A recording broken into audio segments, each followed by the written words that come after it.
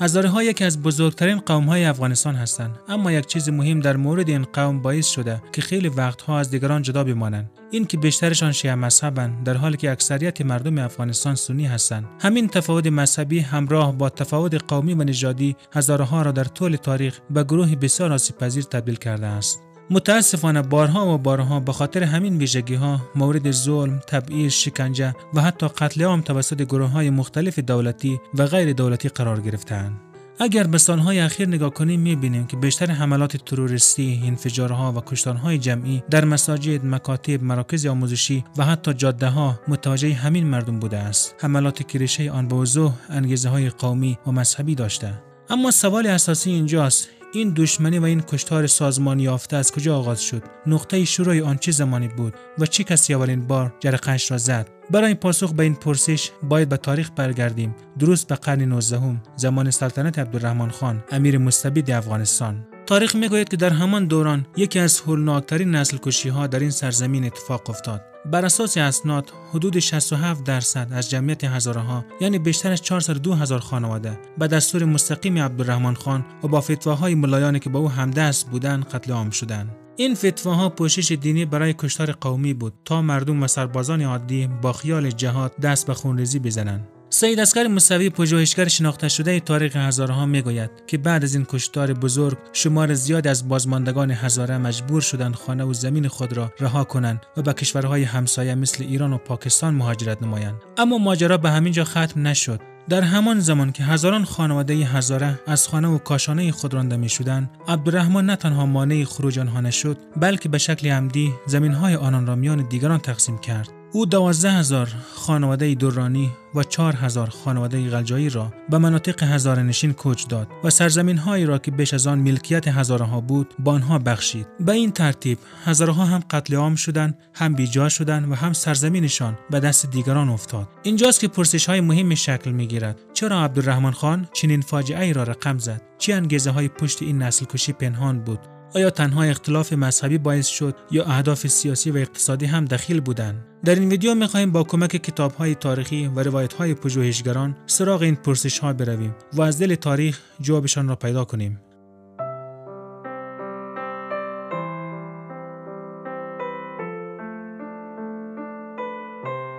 دوستان سلام، به کانال کابلکست خوش آمدید.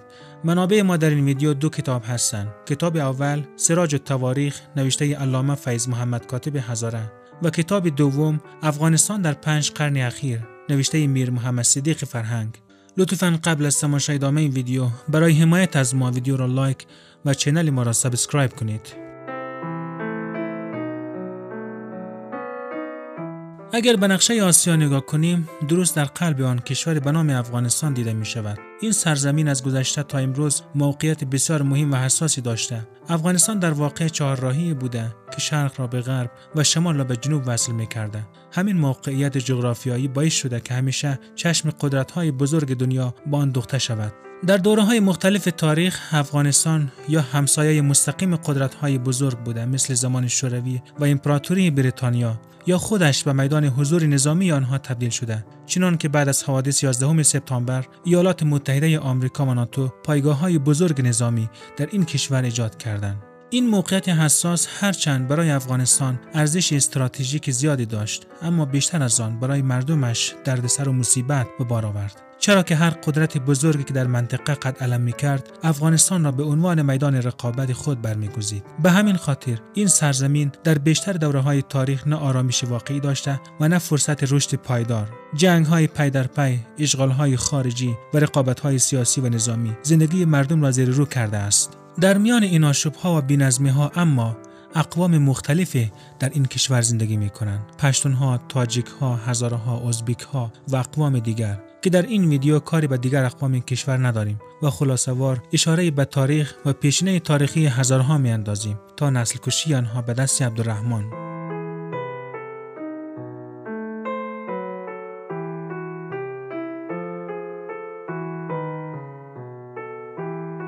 هزارها یکی از اقوام کهن و بزرگ افغانستانند که بیشترشان در مناطق مرکزی کشور زندگی می‌کنند، جایی که به آن هزارستان یا هزارجات می‌گویند که شامل ولایات مثل بامیان، دایکندی، بخش‌های از غزنی، ارزگان و میدان وردک می‌شود. مردم هزاره از قدیم کارشان زراعت و مالداری بوده و در کوهستان‌ها و دره‌های سرسبز زندگی می‌کردند.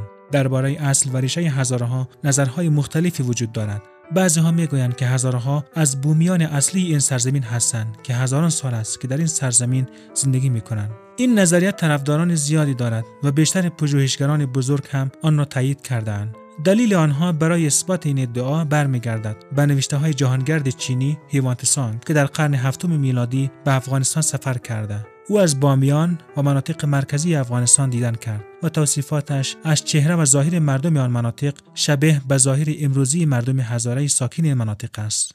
دلیل دیگر بومی بودن هزاره‌ها وجود نام‌های قبایل هزاره‌ها قبل از چنگیزخان است. آنها در گذشته به گرستانی و غرجستانی معروف بودند و این نام‌ها در منابع قدیمی به کثرت برای آنها به کار رفته است. دلایل زیاد دیگری هم پژوهشگران برای اثبات بومی بودن هزاره‌ها آورده است. به عنوان مثال عبدالحی حبیبی تاریخ‌نگار افغانستانی می‌گوید کلمه هزاره از قدیمی‌ترین کلمات است و ریشه آن برمیگردد به هزاله یا هزاله که با گذشت زمان به هزاره تغییر کرده است و هزاله یا هزاله مرکب از دو کلمه هو به اضافه زاله است که بطلیموس از آن ذکر کرده و هوساله که هیوانت سانگ از آن نام برده است که معنای خوشدل و خوش قلب دارد و به خاطر که این قوم دلهای مهربان و شاد دارند و به این سبب به این نام مشهور شده اند.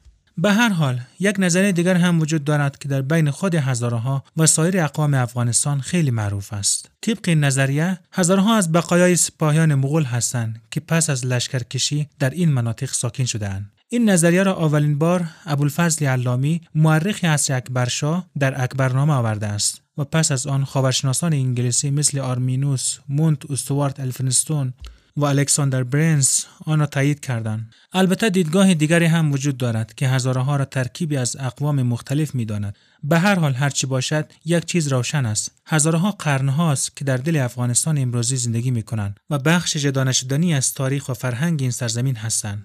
در زمان خراسان بزرگ هزارها مثل دیگر اقوام زیر سایه امپراتوری‌ها زندگی می‌کردند. آنها سرباز، کشاورز و صنعتگر بودند و در تمدن این سرزمین سهم داشتند.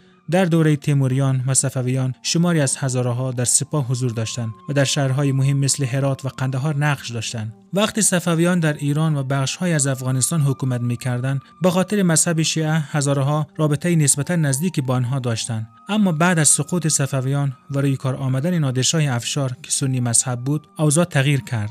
با تأسیس دولت افغانستان توسط احمدشاه درانی در سال 1747 قدرت بیشتر به دست قبایل پشتون افتاد. هزارها در مناطق خودشان استقلال نسبی داشتند اما نفوذشان در حکومت مرکزی کم شد. در قرن 19 افغانستان به میدان رقابت قدرت‌های بزرگ بریتانیا و روسیه تبدیل شد. در این میان عبدالرحمن خان در سال 1880 به قدرت رسید. او می‌خواست دولت مرکزی قوی بسازد و همه اقوام را زیر فرمان خود بیاورد. در این زمان نیز هزارها در مناطق خودشان نیمه مستقل بودند چون دولت مرکزی به معنای امروزی آن وجود نداشت. ساختار اجتماعی آنها شبیه پشتونها بود، یعنی قبیله‌ای و فئودالی. اما یک فرق مهم داشت. پشتونها بخش دهنشین بودند و بخش دیگر هم مثل کوچی‌ها خانه بدوش. ولی هزارها تقریباً همه در زمین‌های خودشان ساکن و ثابت مانده بودند و زندگیشان به همان زمین‌ها گره خورده بود. با این حال همه هزارها در مناطق مرکزی نبودند. بعضیشان در جاهای دیگر افغانستان هم زندگی می‌کردند، مثل هزارهای شیخ علی در شمال کابل و یا هزارهای سنی مذهب در قلعه نو هرات. این گروه‌ها با حکومت رابطه مستقیم داشتند، یعنی به دولت مالیه می‌پرداختند و زندگیشان زیر نظر حاکم و قاضی که از سوی حکومت تعیین می‌شد اداره می‌گردید.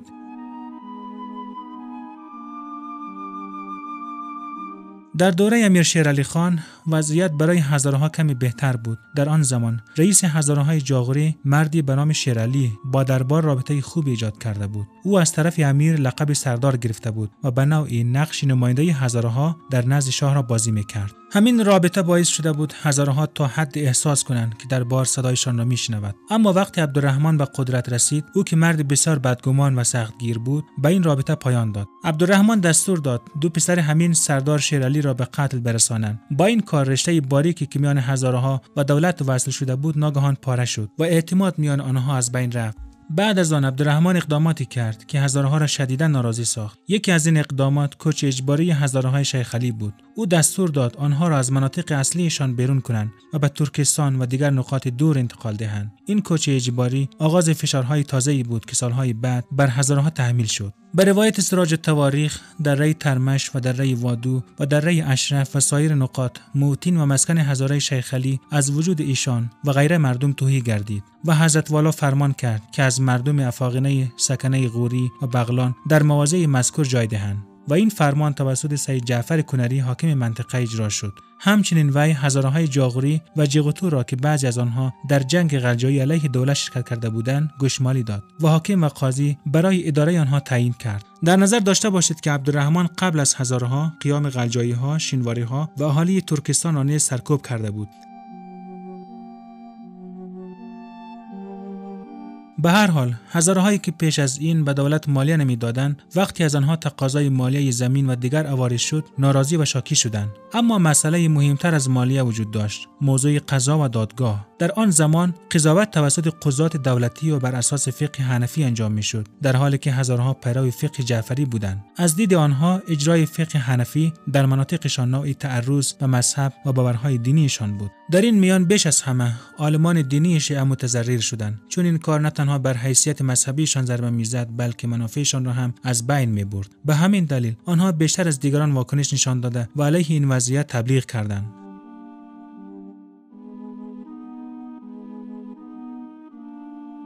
در سال 1890 وقتی عبدالرحمن شورش ترکستان را سرکوب کرد، توجهش به هزارستان جلب شد. او عبدالقدوس خان را به عنوان حاکم بامیان تعیین کرد و مأموریت داد که به داخل هزارجات نفوذ کند و حاکمیت دولت را بر آن سرزمین‌ها برقرار سازد. در آن زمان ارزگان مرکز هزارستان به شمار می‌رفت. عبدالقدوس خان با کمک بعضی از بزرگان هزاره که در دربار امیر زندگی می‌کردند، مثل محمد عظیم خان و چند نفر دیگر، توانست رؤسای هزاره در دایکندی، دایزنگی و حتی ارزگان را راضی کند تا سلطه دولت مرکزی را بپذیرند. اما در بهار سال 1891 وقتی سردار عبدالقدوس خان با سپاه 10,000 نفری وارد ارزگان شد، اوضاع ناگهان تغییر کرد. خیلی زود میان سپاه دولتی و مردم محلی روابط خراب شد و سپاه در محاصره مردم افتاد.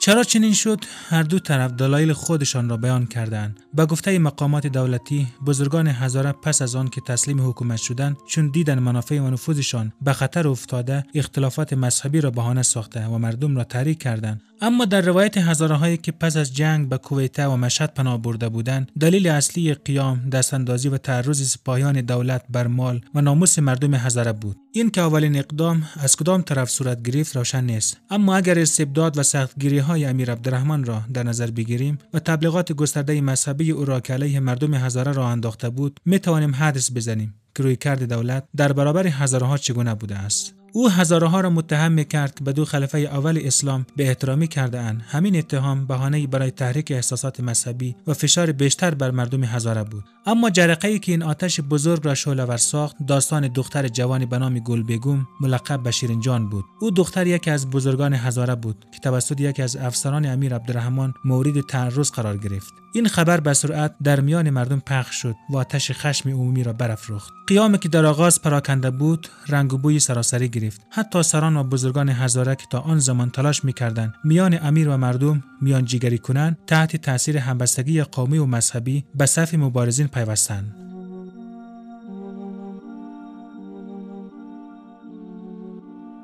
جنگ خونین 3 سال ادامه یافت، از سال 1891 تا 1893. عبدالرحمن با استفاده از ملاها و مفتیها احساسات مذهبی اهل سنت را علیه هزاره‌ها تا اوج رسانده بود. او ارتش بزرگ از نیروهای مختلط قومی و نظامی را از 5 سمت، کابل، غزنی، قندهار، هرات و مزار شریف به سوی هزارجات فرستاد. فرماندهان برجسته‌اش مانند عبدالقدوس خان، غلام حیدرخان چرخی و جنرال امیر محمد خان یکی پس از دیگری در راه‌ها و مناطق هزاره‌ها را با زور و کشتار فتح کردند. در سوی دیگر مردم هزاره برای نخستین بار در تاریخ خود متحد شده بودند. با شجاعت و غیرت به رهبری بزرگانشان چون میر حسین بیگ ارزگان، سردار محمد عظیم خان و دیگر میرها و سلطان‌های محلی دره به دره و قریه به قریه با ارتش دولت جنگیدند. هر چه زمان می‌گذشت شدت و خشونت جنگ بیشتر می‌شد. تبلیغات ملاها هم مانند تازیانه آتش خشم و بیرحمی هر دو طرف را داغ‌تر می‌کرد. اما تفاوت بزرگ این بود که دست هزارها تنها به نیروهای دولتی می‌رسید، در حالی که سپاه عبدالرحمن نه تنها با جنگجویان بلکه با مردم ملکی و بی‌دفاع هم بیرحمانه رفتار می‌کرد.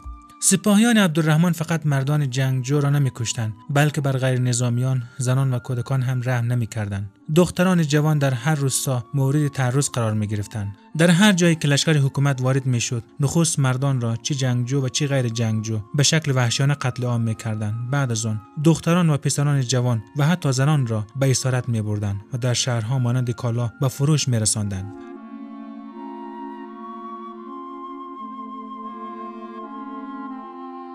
در پایان جنگ اوج قساوت امیر آشکار شد. او 50 دختر زیبارو را به عنوان غنیمت جنگی برای خود و شاهزادگانش برگزید تا برای خوشگذرانی از آنها استفاده کنند. پسران جوان میران و بیکها هم به عنوان غلام بچه وارد دربار شدند و زندگیشان در اسارت و تحقیر ادامه یافت. آنچه که کاتب در سراج التواریخ از این ماجرا نقل کرده هر وجدان آزادی را آشفته می کند. فقط نقلی به مضمون به یک قسمتی از آن اشاره می کنم. میگویند وقتی به عبدالرحمن خبر رسید که سردار عبدالقدوس خان چند نفر از دختران بزرگان هزاره را به عنوان غنیمت گرفته و همچنان هر کدام از سپاهیان 1 یا 2 نفر از دختران هزاره را به آغوش کشیده و روز را به عیش و عشرت میگذرانند، وی به عبدالقدوس خان دستور داد که بعضی از دختران هزاره را که شایستگی حضور در حرمسرای شاهی را داشته باشد به نزد شاه بفرستد و همچنین درباره دوشیزگانی که خود او و سپاهیان به دست آورده بودند پرسید که چرا مرتکب چنین کاری شده‌اند. عبدالقدوس خان جواب میدهد که آنچه از دختران هزاره دیدیم همه بهایم صفت، بوزین هیئت و خیر صورتند. دقیقاً با همین کلمات توصیف میکند و طبیعت انسان هرگز قبول نمیکند که با آنها نکاح کند و یا از آنها سرپرستی نماید.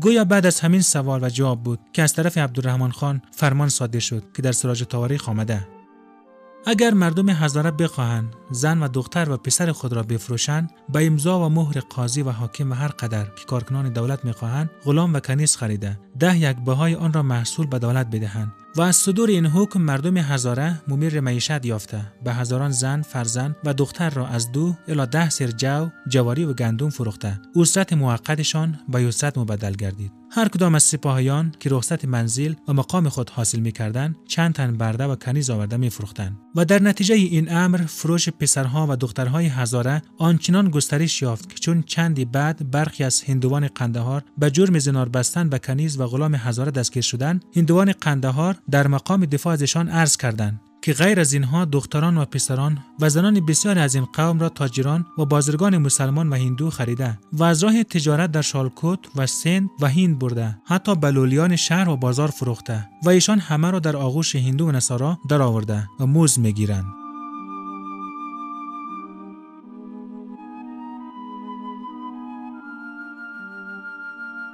بر اساس گزارش نماینده دولت انگلیس از جولای 1892 تا جون 1894 نزدیک به 9000 نفر از مردم هزاره به شکل برده در بازار کابل خرید و فروش شدند. زنان به عنوان کنیز و مردان و پسران جوان به عنوان غلام. این داد و ستد وحشیانه فقط محدود به کابل نبود. در شهرهای دیگر هم مردم هزاره مانند کالا به بازار برده می‌شدند. امیر عبدالرحمن برای توجیه این ظلم‌ها بهانه تراشی می‌کرد. او می‌گفت چون روس و انگلیس به مرزهای افغانستان رسیده‌اند و هزاره‌ها با دیگر مردم افغانستان اختلاف مذهبی دارند، پس وجود آنها خطری برای استقلال و سلامت کشور است. اما این استدلال چیز جز فریب و سخن پوچ نبود، زیرا هزارها در طول تاریخ نشان داده بودند که با وجود باورهای مذهبی خاص خود هرگز با غیر مسلمان‌ها علیه وطنشان همدست نشده‌اند. برعکس بارها وفاداریشان را به سرزمین خویش ثابت کرده بودند.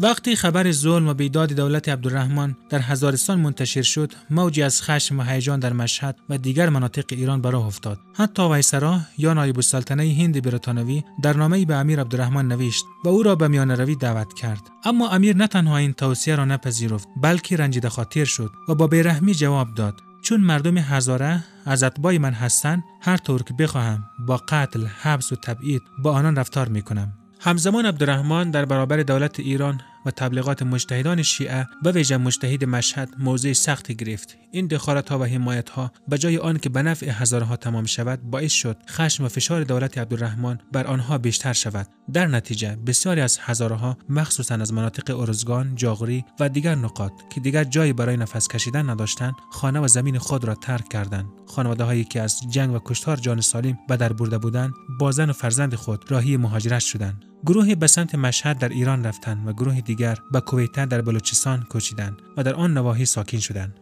این مهاجرت‌های گسترده در واقع با سیاست‌های عبدالرحمن هماهنگ بود، چون او به شدت روحیه قبیله‌گرایانه داشت و آشکارا از پشتون‌ها به ویژه از شاخه درانی‌ها پشتیبانی می‌کرد. به همین دلیل نه تنها جلوی خروج هزارها را نگرفت، بلکه از آن استقبال هم کرد. او حتی قدمی فراتر گذاشت. 12,000 خانواده درانی و 4,000 خانواده قجایی را به منطقه ارزگان کوچاند و زمین‌هایی را که قبلا ملک هزارها بود میان آنها تقسیم کرد. به این ترتیب منطقه ارزگان که بیشتر قلب هزارستان و مرکز مهم آن به شمار می رفت از دست هزارها خارج شد. تنها گروهی اندک از هزارها در آنجا باقی ماندند، آن هم بی زمین، بی قدرت و در حاشیه.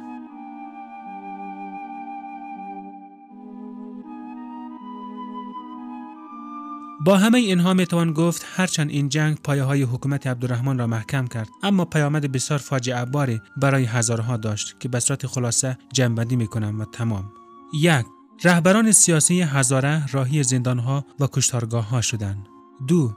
دارایی‌ها و مراتع هزاره مصادره شد و در میان پشتون‌های درانی و قلجایی توزیع شد. 3.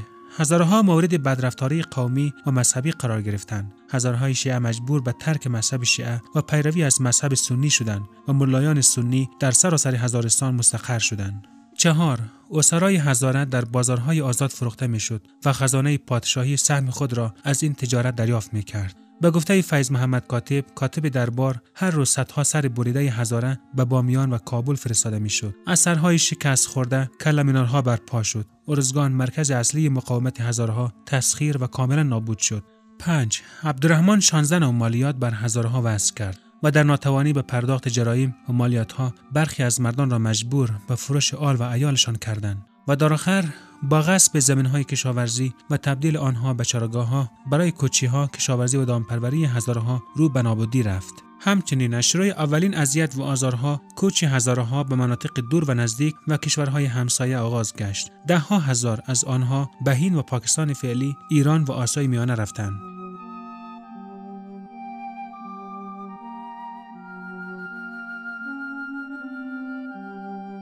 یاد و خاطره آن دلاوران که از سرزمین و نوامیسشان دفاع کردند و در این راه از جانشان مایه گذاشتند و آنهایی که قربانی ظلم و ستم حاکمان زورگو و تنفروش و بدنام شدند گرامی و جاوید باد.